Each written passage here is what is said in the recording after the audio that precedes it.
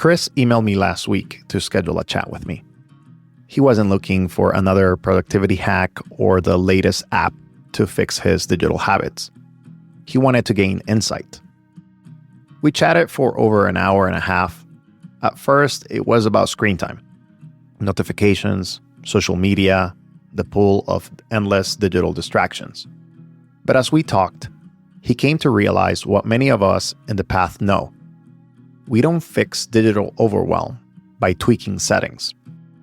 We don't escape hyperconnectivity with a handful of hacks. Digital minimalism isn't primarily about technology.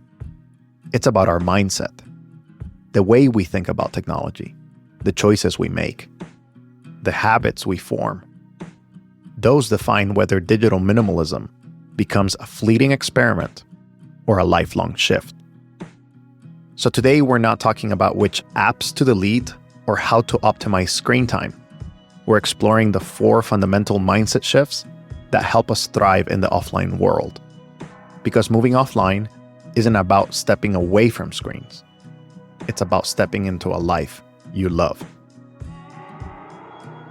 The first mindset shift is clarity. Whether we realize it or not, the online world has become a space of emotional refuge, a place that seems to offer everything we seek: answers to every question, instant connection to loved ones, or an endless stream of entertainment ready to fill any quiet moment. And yet, at the same time, it gives us nothing. We turn to the internet instinctively. We scroll when we're anxious, tap when we're restless, refresh when we're uncertain. When I moved to Albany, Georgia, after completing my graduate program, I leaned on the web as a lifeline to familiarity. My social circle at university had dissolved overnight, and I used the powers of the Wi-Fi router to keep those friendships alive, to recreate the conversations and camaraderie I had left behind. Their presence, though virtual, eased my loneliness for a while. But when the screen turned off and the goodbyes were exchanged, the silence returned. The sadness crept back in, waiting for me where I had left it. I didn't deal with those emotions during that first year away from school. I masked them beneath a flickering screen, distracted myself with amusements and digital consumption. And suddenly, I found myself spending 12 to 13 hours a day in front of the screen, caught in a cycle of escapism. So before we can move offline, we must ask ourselves a difficult question. What is the internet fulfilling for us? It's tempting to think of our devices as neutral tools, simple conveniences in the modern world. But behind every swipe, every click, every search, there is a deeper pull, a need being met, a void being filled, a distraction carefully placed between ourselves and something we're unwilling to face. Moving offline is uncomfortable, but in that discomfort, there is space. Space to take a walk, to color, to journal, to sit with your thoughts. And in that space, you gain clarity. You begin to see the role your devices play in shaping your emotions. And with that comes a realization. Are you using your technology, or is it using you? Once clarity sets in, curiosity comes next. The silence left by the absence of screens isn't emptiness, it's possibility.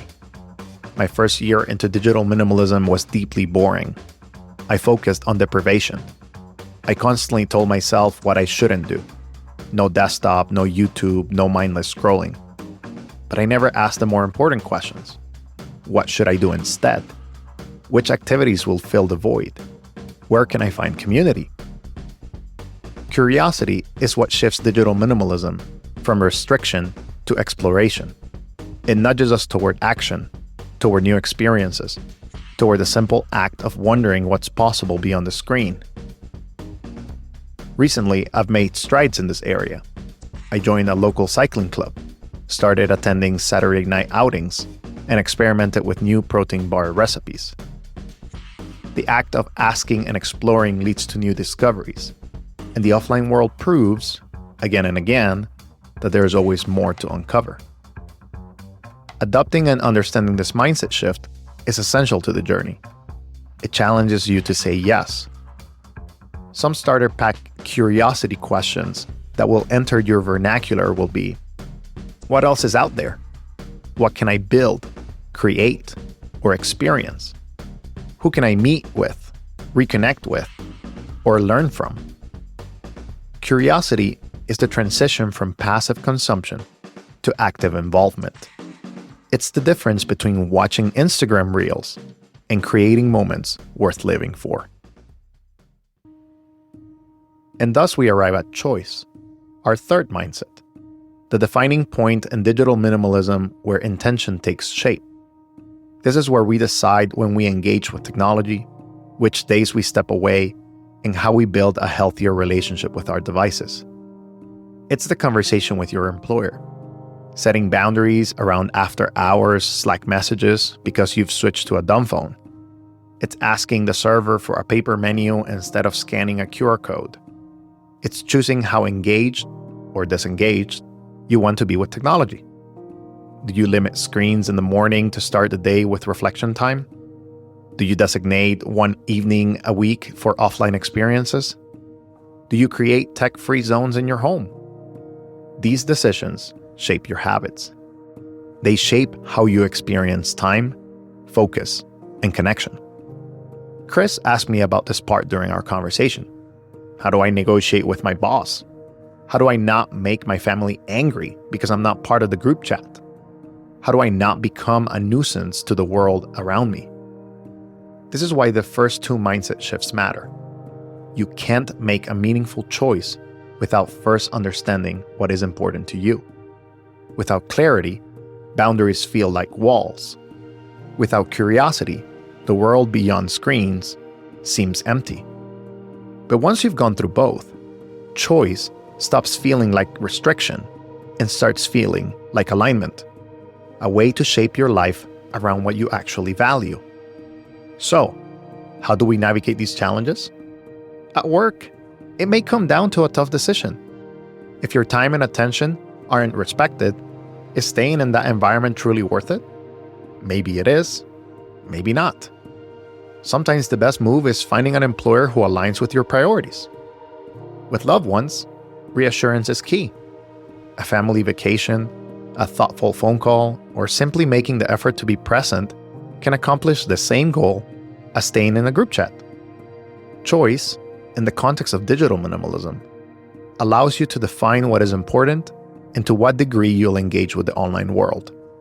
Whether it's setting limits with a restricted smartphone or going all in with a simple Nokia, the decision is yours.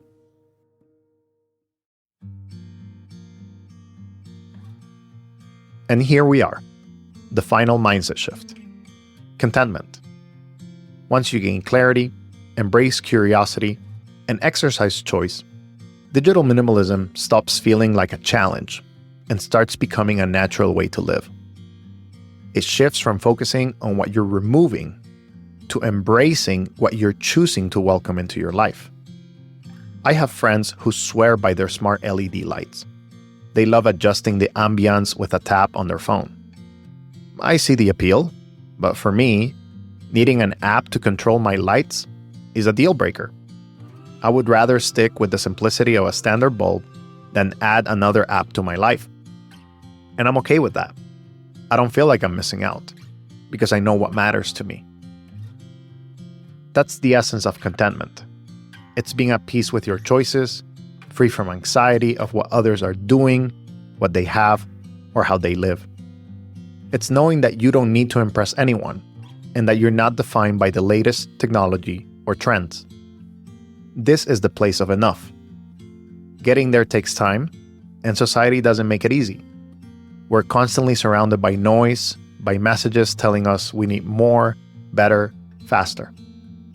But when you step back, when you have clarity, curiosity, choice, and contentment by your side, the pull of endless upgrades fades. What remains is a life that feels whole, shaped by intention rather than impulse. It's the knowledge that you could have more, but you're happy, with what you have. I hope today's reflection allows you to understand that there is a mindset shift in digital minimalism. These 4 areas can truly help you understand that there is a little bit more to the simple hacks and apps that will block your digital habits, but it is about embracing a different lifestyle, a lifestyle that you want to build, not the lifestyle that companies want to build for you. If you enjoyed this little rendition, I hope that you share it with a friend, and we'll see you next time with an interview or another reflection. Thank you for listening to Moving Offline, and thank you for your support.